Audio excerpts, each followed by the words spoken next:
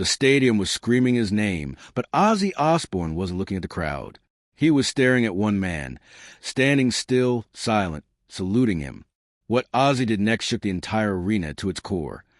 Ozzy Osbourne saw a Marine saluting him in the crowd.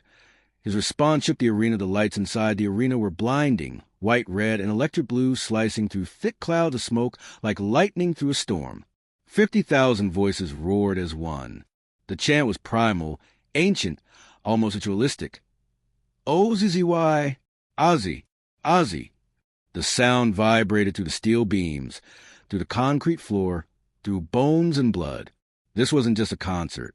It was a gathering of survivors, fighters, people who had lived hard, lost hard, and still came back for more.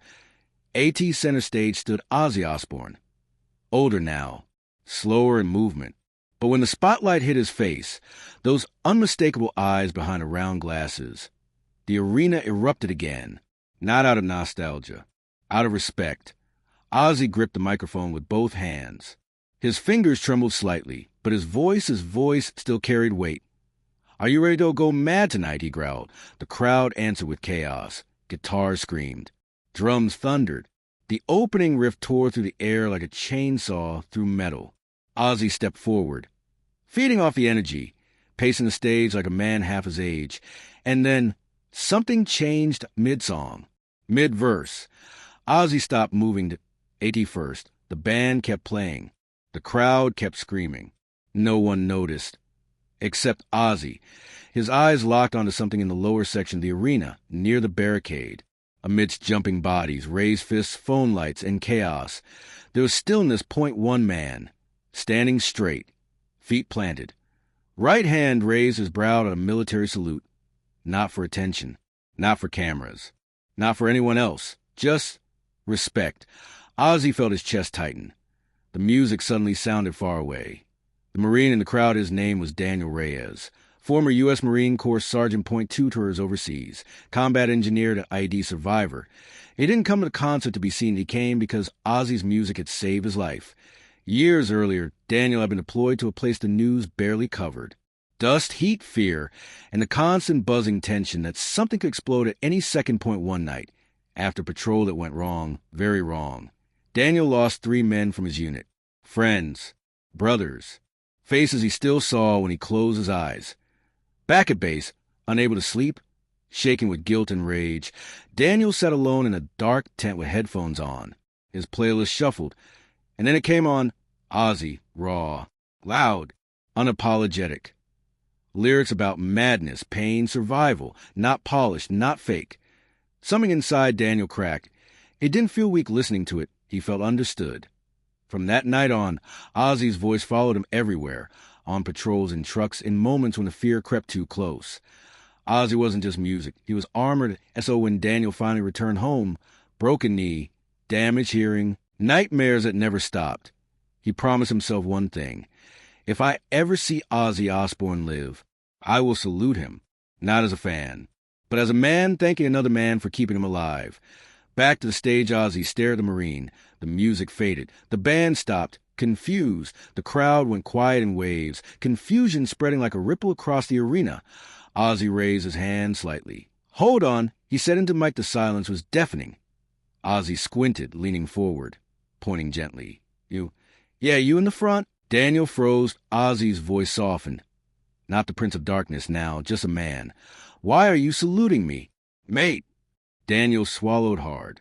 His hand trembled, but he kept it raised. "I'm a Marine, sir," he said, voice breaking but steady. "And your music brought me home." The words hit Ozzy like a punch to the chest. For a moment, he couldn't speak. The crowd gasped. Somewhere, someone started crying. Ozzy slowly took off his sunglasses. His eyes were wet. Ozzy's response. Ozzy stepped back, then he stood straight. Slowly, carefully, he raised his own hand and returned the salute. The arena exploded, not with screaming, with emotion. People cried openly. Strangers hugged. Phones shook in hands that couldn't stay steady. Ozzy held a salute for a long second, then spoke. "Son, I don't deserve that," he said quietly, "but I thank you from the bottom of what's left of my mad heart." He paused, voice cracking. "You lot think I'm the one up here saving people." He looked around the arena. "But it's People like him who save us. The crowd erupted again, louder than any song that night. Ozzy walked to the edge of the stage. "Come here," he said. Security hesitated. Ozzy waved him off. Daniel was lifted over the barricade, hands shaking, tears streaming freely now. When he reached the stage, Ozzy didn't shake his hand. He hugged him, a long hug, the kind that says things words never could. The song that followed Ozzy stepped back to Mike. "This next one is for every soldier, every fighter, every broken soul still standing." The band kicked in.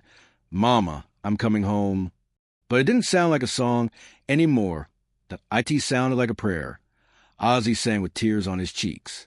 Daniel stood at the side of the stage, saluting again, not out of duty, but out of love.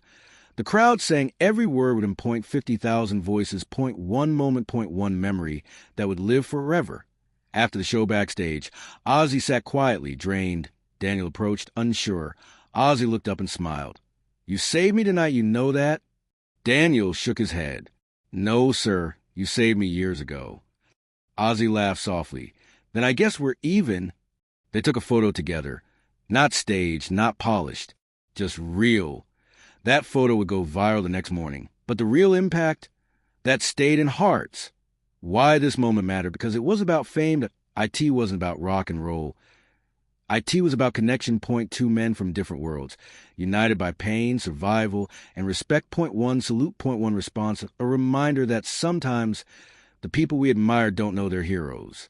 Until someone stands up and tells them, "Dot, if this story moved you even a little." Backhand Index pointing right, subscribe to our channel Voices of Darkness. Thumbs up like this video and share with your friends. And if you love Ozzy Osbourne, prove it. Speech Balloon share the story directed. Help us complete our 1,000 subscribers target now. Prove your love. The darkness has a voice, and it's louder when we stand together, Blackheart.